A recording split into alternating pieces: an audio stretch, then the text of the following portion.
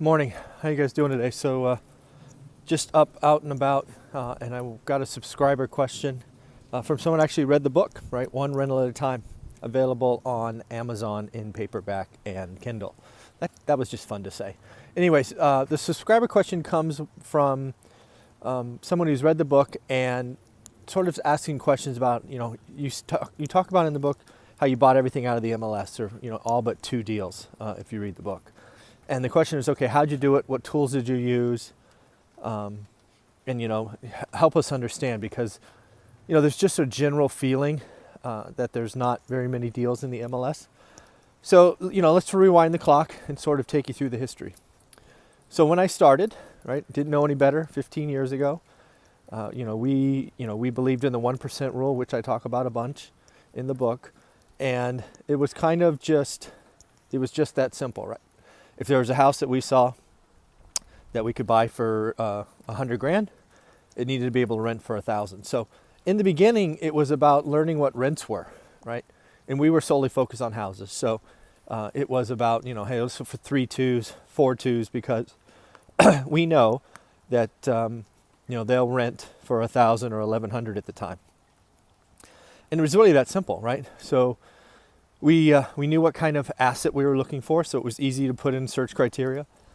Realtor.com, Redfin, those type of services. Again, we never had any special access, right? No agents gave me their password or login or whatever you would call it. We were just using publicly available information, and we did that. That was it in the beginning. Fast forward, we got a little bit more sophisticated. We started to realize that that market was drying up, right? The simple, finds.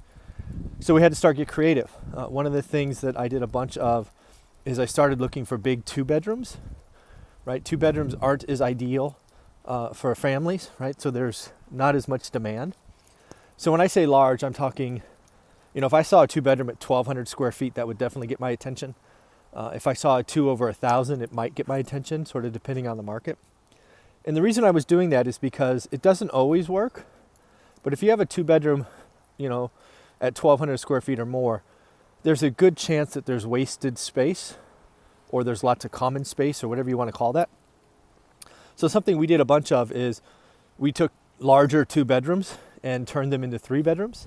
I believe there was one time there was a really large 2-bedroom that we actually turned into a 4-bedroom. And why do we do this? It's because, again, we learned very quickly what rents were for different property types and configurations. And in my market at the time, there's really only 3 things that drove rent. And these are the things you need to learn in your market. 1 was bedroom count. 2 was bathroom count.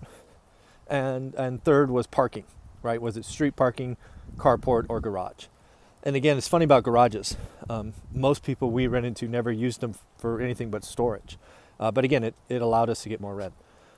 So those are the things that we used in the beginning. And, the last thing once we knew the property type, I focused on a zip code, right? I got really good at that zip code, right? I knew what all of the 3 bedrooms, 4 bedrooms were going for. And what that allowed me to do over time was go through it very quickly and look for the outliers, ones that may be mismarketed, didn't have pictures. I was looking for the needle in the haystack. And again, as I've shared, I did that every day.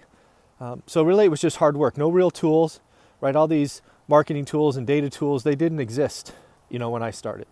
So again, it was just about knowing the property type, the rents, and finally the area that I was focused in. That's really how we started. And that took us certainly through 8 years and maybe through 10 years. And, that's all we did. It wasn't magical. It was consistent effort. It was knowing your rents and knowing your area. So hopefully that helps. It is possible. And hope you have a great day. Take care.